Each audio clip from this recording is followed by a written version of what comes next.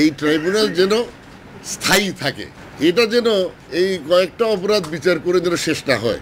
মহামান্য আদালত এই ট্রাইব্যুনাল যেন চালু থাকে, এই বিচারের পর যেন আবার বন্ধ না হয়ে যায়। এখানে একদিন শেখ হাসিনার বিচার হবে। রাগ, অভিমান কিংবা মশকরার ছলে যে কারণেই হোক 2013 সালে ট্রাইব্যুনালে বিচার কাজ চলাকালে আত্মপক্ষ সমর্থন করে এমন মন্তব্য করেছিলেন বিএনপির প্রভাবশালী নেতা সালাউদ্দিন কাদের চৌধুরী। সে সময় সাকা চৌধুরীর এই বক্তব্যে অনেকেই ঠাট্টা মশকরা করেছিল, অনেকে গুরুত্বই দেয়নি। তবে ইতিহাস বড়ই নির্মম, ধমক খেলে চুপ থাকে, সুযোগ পেলে সত্য কথা বলে। 10 বছর পর 17 নভেম্বর সেই একই ট্রাইব্যুনালে শেখ হাসিনার বিচারের রায় হয়েছে। রায়ে শেখ হাসিনাকে মৃত্যুদণ্ডের আদেশ দেওয়ার পর সামাজিক যোগাযোগ মাধ্যমে সালাউদ্দিন কাদের চৌধুরীর এমন বক্তব্যের ভিডিওটি মুহূর্তেই ছড়িয়ে পড়ে। ঠিক 10 বছর আগে এই নভেম্বর মাসেই মানবতা বিরোধী অপরাধে মৃত্যুদণ্ড কার্যকর করা হয় সাকা চৌধুরীর। দীর্ঘ বিচারিক প্রক্রিয়া শেষে তৎকালীন আওয়ামী লীগ সরকার তার ফাঁসি কার্যকর করে।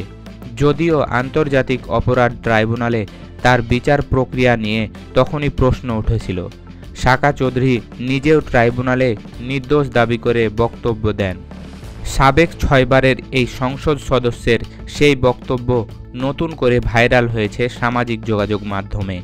17 নভেম্বর গত বছরের জুলাই আগস্টে মানবতা বিরোধী অপরাধের মামলায় ক্ষমতাচ্যুত সাবেক প্রধানমন্ত্রী শেখ হাসিনার মৃত্যুদণ্ডের রায় ঘোষণা করেছে ট্রাইব্যুনাল।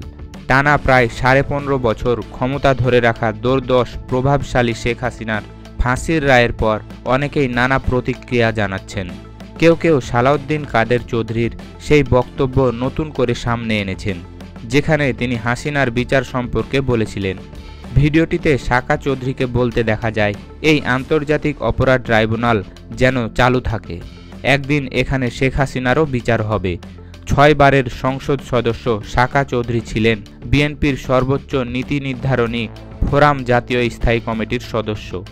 2015 সালের 22 নভেম্বর ঢাকায় কেন্দ্রীয় কারাগারে রাত 12টা 45 মিনিটে তার ফাঁসি কার্যকর করা হয়।